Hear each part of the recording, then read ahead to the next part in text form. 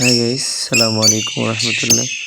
আপনাদের সামনে আরেকটি পেয়ার নিয়ে আসলাম, লাভবার্ডস পাখি পিস পিস।